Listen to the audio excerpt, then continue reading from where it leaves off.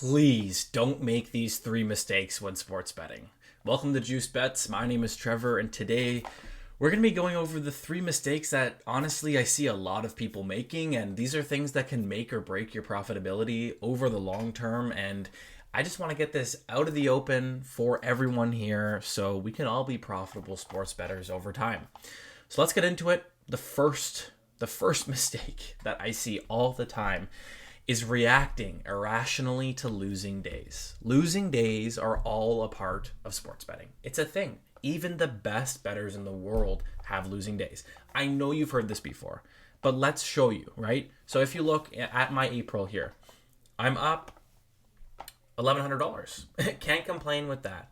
But if you were to ask me after Tuesday how I'm feeling, not feeling so good. Sunday, Monday, and Tuesday, 3 losing days in a row. Does not feel good to have that. But guess what? Wednesday, we bounce back with a massive day at 1.6K. It always happens like that. And the main tip and the main mistake that I see is people changing their bet sizes, either higher or lower after these bad days. You need to keep your bet size steady, stick with the formula, and keep at it. It's a long-term game, right? And I've even seen people want to give up completely after 3 days. Imagine if I gave up.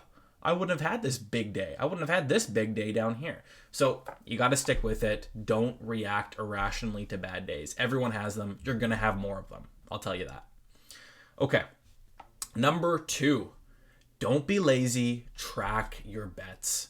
OddsJam has an incredible bet tracker. We've also got Pickett, which is a great bet tracker as well. Personally, I use OddsJam, obviously, as you can see with their bet tracker here. It's a great software for it, and also it allows me, living in Canada, to track a lot of my plays, to track actually all of my plays. Whereas Pickett, it's better if you're in the States. So Pickett we use to track the parlay books, so like prize picks and underdog, whereas the OddsJam software will be used for all the straight bets. And so tracking your bets, why you do it? Well, initially, I actually had the mindset that ignorance is bliss, and it's good to just place the bets, not look at it, not know what happened, move on to the next day, and don't allow your emotions to get the best of you. And if you feel like you allow your emotions to get the best of you and a bad day really sets you down, then maybe it isn't great to track your bets, or at least don't look at them all the time. But tracking your bets it offers so many different insights into how you're doing and how you're placing your bets. So for instance, obviously you can see a calendar like this and you can kind of see how you're doing over time. It gives you a nice graph at the top here to see how you're doing. But it actually tells you a lot more. It goes into your volume per day, which is really important, because if you're not reaching a certain amount of volume per day, you can't count on making a certain amount of money per month, right? I like to have at least $4,000 in volume per day being bet, ideally above that, because I'm assuming that I'm going to be hitting 5 to 10%, profit margin over a long period of time, and as much volume as I can get in, the more returns I get. So you can track your volume that way. You can see how much you've been placing. You can also see your CLV, how often you've beat your CLV. CLV, closing line value. So 78% is a great percentage. But basically, if you're at a 50% beat CLV, that's not great, because you want to make sure that when you're placing a bet, the line that you're getting is better than what it closed at. Because let's say you get a bet at plus 150 and you feel, the OddsJam, the plus EV tool says, this is a 5% profitable play. It's plus 150, place the bet. So you place it. However, later on in the day, it ends up closing at plus 175. You didn't get the best value. And that can be part of the problem sometimes when you're not profitable. So keeping an eye on this CLV value is really, really, important and very valuable, and something that you're not going to get if you're not tracking your bets. And then, you can just see the percentage won, your profit over time obviously is a big thing. How much you've bet in total in your volume. Profit margin per wager is also super interesting. So after a while, after months of this, you can track your bets and gather this data and forecast into the future, how much profit you think you're going to make, and so these are things that are great. You can also track per book, what books are doing well, what sports doing well, your profit per week.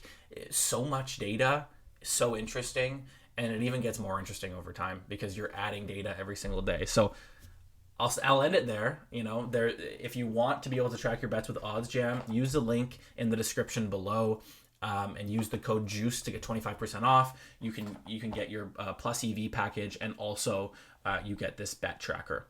So let's move on to the third mistake that I see a lot of people make. And we're going to actually head over to the fantasy screen on OddsJam, currently free in beta. Use that link below to get access to this as well. This is an incredible tool for putting together those prize picks and underdog plays.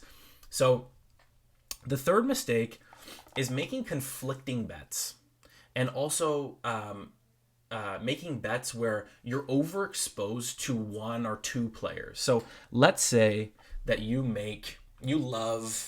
let's say you absolutely love this Nathan McKinnon play.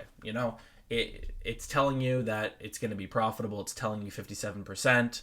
And, you think that McKinnon's going to have a great game tonight, and you really love this play. And so you make 5 prize pick slips, and you've got him in 4 of them.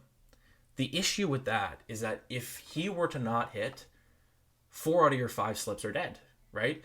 And so you're overexposed to a certain player, and it just limits your upside. Obviously, if you have a smash play, it's telling you this guy is 60% odds to hit, his average odds are minus 160, and you're getting it at minus 119 on prize picks. Obviously, you want that guy in a lot of your lineups. But if you're putting together, let's say 10 lineups, I would not recommend any more than 4, right? I would keep it at 40%, no more than that, for a player in all of your lineups. So there's that, being overexposed to a player, and then also making a conflicting bet. So for instance, if we head over to the positive EV tool here, we can look at some of the plus EV bets.